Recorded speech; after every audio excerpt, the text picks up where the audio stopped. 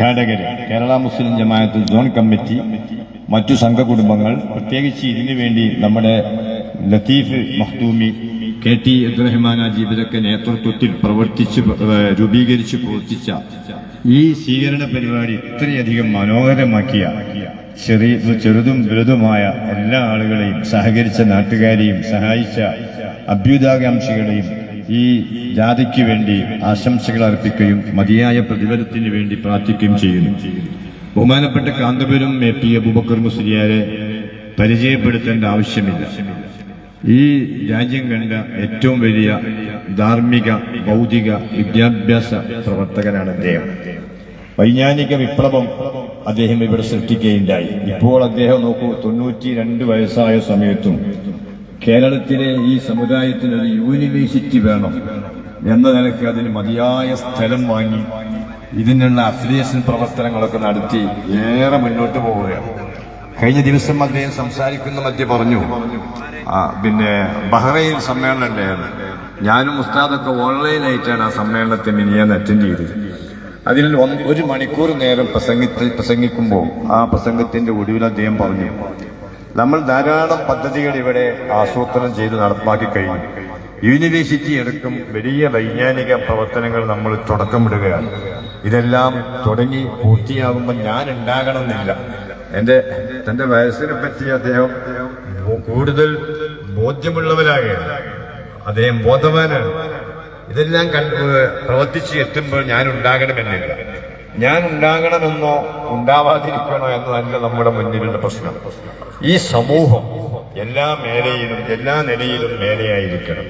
ഈ സമൂഹത്തിൽ ഒരു ഒറ്റപ്പെടലുണ്ടായിക്കൂടാ. ലോകത്ത് മികച്ചു നിൽക്കുന്ന രാജ്യമായി നമ്മുടെ ഇന്ത്യ മാറണം. കൊച്ചു കേരളം ഇന്ത്യക്ക് മീതയാകണം. എന്നാൽ ഇന്ത്യക്ക് ഒരിക്കലും മീതയാകാൻ പറ്റില്ല. എല്ലാ രംഗത്തും ഇന്ത്യയിലെ മറ്റു സ്റ്റേറ്റുകൾക്ക് നമ്മൾ മാതൃകയാകണം. അതിന് ഞാനുണ്ട് ഇല്ല എന്നതല്ല വിഷയം. അതുകൊണ്ട് ഓരോരുത്തരും അല്ലാഹു നൽകിയ ആയുസ് അവന്റെ ഈ രാജ്യത്തെ ജനങ്ങൾക്ക് വേണ്ടി ഉപയോഗപ്പെടുത്താൻ വേണ്ടി ശ്രമിക്കണം. അല്ലാഹു തആല മനുഷ്യരാശിയെ ഭൂമി ലോകത്തേക്ക് യാത്രയാക്കുമ്പോൾ അന്നുള്ള മലക്കുകളോട് അവിടെ നിന്നൊരു മുശാവറ ചെയ്തത്, ഇന്നി ജായിലുൻ ഫിൽ അർദി ഖലീഫ എന്നാണ്. ഭൂമി ലോകത്തേക്ക് എന്റെ പ്രതിനിധികളെ ഞാൻ അയക്കുന്നു. നോക്കൂ, ഇവിടെ ഞാനിപ്പോ പ്രസംഗിക്കാൻ വരുന്നില്ലെങ്കിൽ എന്റെ പ്രതിനിധിയായി ഞാൻ ഒരാളെ അയച്ചാൽ ആ പ്രതിനിധി ഇവിടെ ചെയ്യേണ്ടത്, ഞാൻ ഇവിടെ ഏതൊരു സബ്ജക്റ്റാണോ ഏറ്റത് അതിവിടെ അവതരിപ്പിക്കുകയാണ് വേണ്ടത്. ഇതുപോലെ അള്ളാഹുവിന്റെ പ്രതിനിധിയായി അയക്കപ്പെട്ട നമ്മുടെ ബാധ്യത എന്താണ്? അള്ളാഹുവിന്റെ തീരുമാനങ്ങൾ അവിടെ നിന്ന് പ്രഖ്യാപിക്കാൻ ഏൽപ്പിച്ച കാര്യങ്ങൾ നടപ്പാക്കുകയാണ്. അള്ളാഹുവിന്റെ ഒരു പ്രഖ്യാപനം നോക്കൂ, വിശുദ്ധ ഖുർആൻ സൂറത്ത് റഹ്മാനിൽ അള്ളാഹുവിന്റെ കാരുണ്യങ്ങൾ എമ്പാടും വിശദീകരിക്കുന്ന സൂറത്താണ് സൂറത്തുർ റഹ്മാൻ. ആ സൂറത്തുർ റഹ്മാനിലെ ഒരു സൂക്തം ഇങ്ങനെയാണ്, വൽ അർള വദഅഹാ ലിൽ അനാം. ഭൂമിയെ ഈ ജീവജാലങ്ങൾക്ക് വേണ്ടി സംവിധാനിച്ചിരിക്കുന്നു. ഒരിക്കലും മുസ്ലിങ്ങൾക്ക് വേണ്ടി എന്ന് അള്ളാഹു പ്രയോഗിച്ചതേയില്ല, മനുഷ്യർക്കൊന്നും പറഞ്ഞില്ല. വൽ അർള വദഅഹാ ലിൽ അനാം. ഭൂമി ജീവന്റെ തുടിപ്പുള്ള എല്ലാ വസ്തുക്കൾക്കും സംവിധാനിച്ചതാണ്.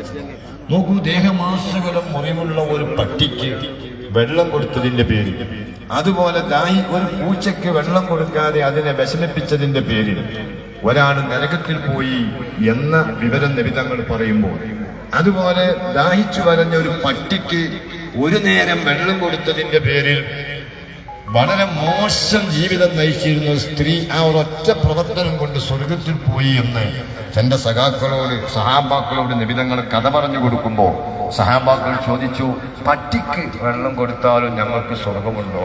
നബി സല്ലല്ലാഹു അലൈഹി വസല്ലം പറഞ്ഞു, പട്ടി എന്ന വിവേചനം വേണ്ട. മനുഷ്യന്റെ ജീവന്റെ തുടിപ്പുള്ള എല്ലാ സഹായത്തിലും നിങ്ങൾക്ക് സ്വർഗമുണ്ട് എന്ന് നബി സല്ലല്ലാഹു അലൈഹി വസല്ലം പറഞ്ഞു. മാത്രമല്ല, ഭൂമിയിലുള്ള സകല വസ്തുക്കളോട് നിങ്ങൾ കാരുണ്യമുള്ളവരായിരിക്കണം. എങ്കിലേ സൃഷ്ടാവായ അള്ളാഹുവിന്റെ കൃപ നിങ്ങൾക്കുണ്ടാവുകയുള്ളൂ. ഒരു മുസ്ലിം എവിടെ നിന്ന് പുറത്തേക്ക് ഇറങ്ങുമ്പോൾ, അത് ഓഫീസിൽ നിന്നായാലും വീട്ടിൽ നിന്നായാലും, പുറത്തേക്ക് ഇറങ്ങുമ്പോൾ അയാൾ ഇടത് കാലാണ് എടുത്തു വെക്കേണ്ടതെന്നാണ്.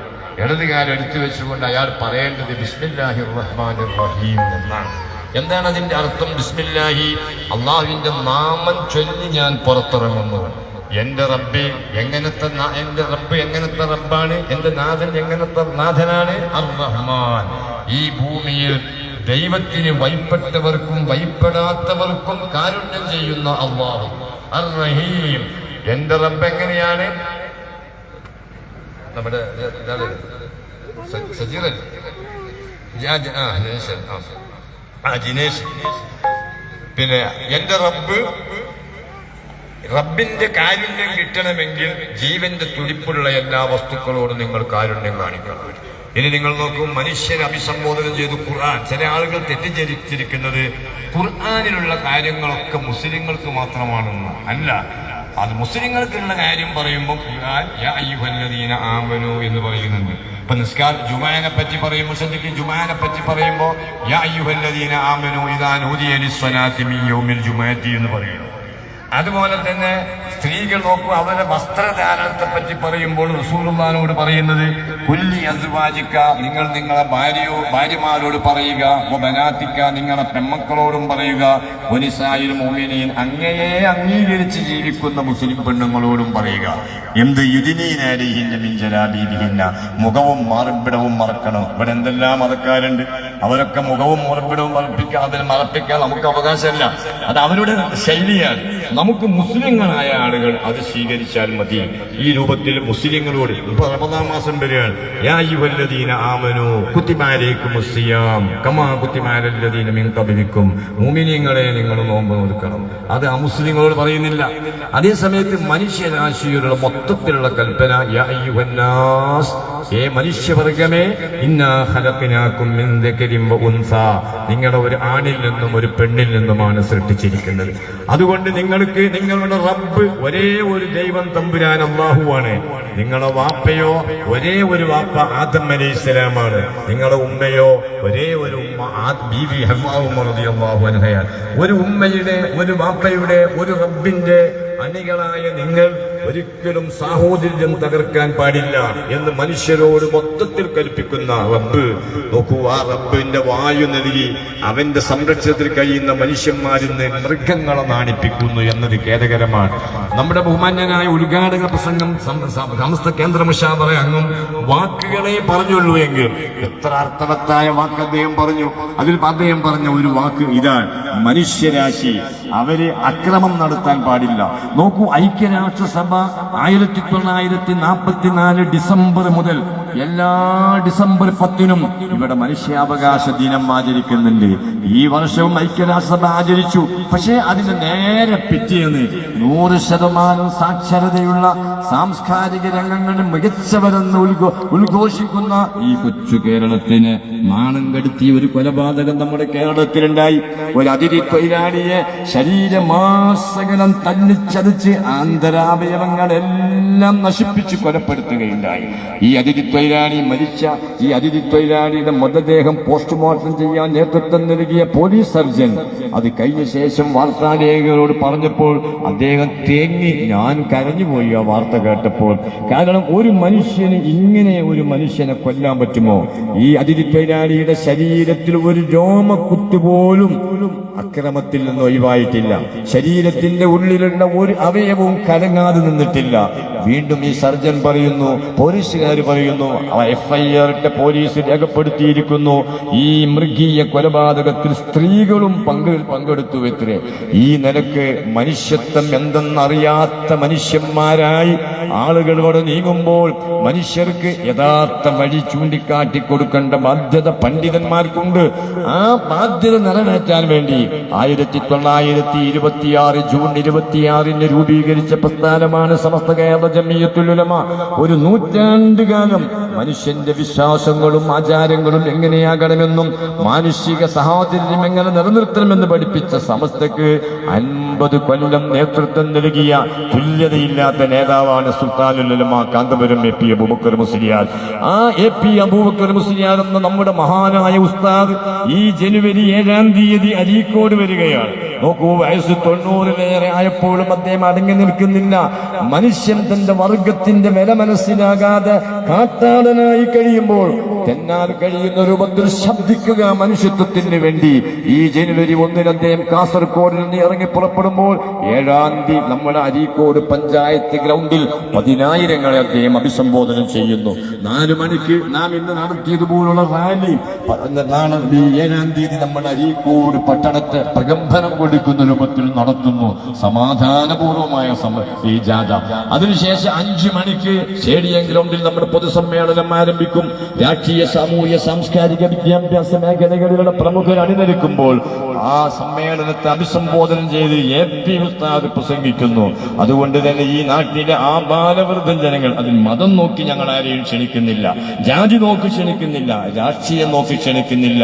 മനുഷ്യത്വത്തിന് വില കൊടുക്കണമെന്ന് ആഗ്രഹിക്കുന്ന ഏവരെയും 7-ാം തീയതി നടക്കുന്ന അരീക്കോട് ഗ്രൗണ്ടിൽ നടക്കുന്ന സമ്മേളനത്തിലേക്ക് ക്ഷണിക്കുന്നതിന് വേണ്ടിയാണ് ഞങ്ങൾ ഇവിടെ എത്തിയിരിക്കുന്നത്. ആ ക്ഷണം ഞാൻ നടത്തുകയാണ്, എല്ലാവരെയും ക്ഷണിക്കുകയാണ്. നോക്കൂ, അതിനോടൊപ്പം ഈ രാജ്യത്തിന്റെ മതമൈത്രിയും ഐക്യവും കാത്തു സൂക്ഷിക്കേണ്ടവർ അത് തകർത്തുകൊണ്ടിരിക്കുകയാണ്. നമ്മുടെ ക്രിസ്തീയ സഹോദരന്മാർ പൊൻകുരിശണിഞ്ഞ ഈ കേരളത്തിൽ നോക്കൂ, നമ്മൾ നിസ്കാരത്തേമ്പും പൊൻകുരിശും ചന്ദനപ്പെട്ടും സമന്വയിച്ചുകൊണ്ട് ജീവിക്കുന്ന ഒരു രാജ്യം. അതുകൊണ്ട് നമുക്ക് ഓണവും വിഷുവും അതുപോലെ തന്നെ ക്രിസ്തുമസും ഒക്കെ പരിചയമാണ്. എന്നാൽ ഈ രാജ്യത്തെ ചില ഗവൺമെന്റുകൾ ക്രിസ്തീയ സുഹൃത്തുക്കളോട് പറയുകയാണ്, നിങ്ങൾ യേശു ക്രിസ്തുവിനെ അനുസ്മരിക്കേണ്ടതില്ല, വാജിപ്പയ്യെ അനുസ്മരിച്ചാൽ മതി. ഈ ദിവസം ക്രിസ്തുമസിന്റെ ദിനം വാജിപ്പയ്യെയാണ് അനുസ്മരിക്കേണ്ടത്.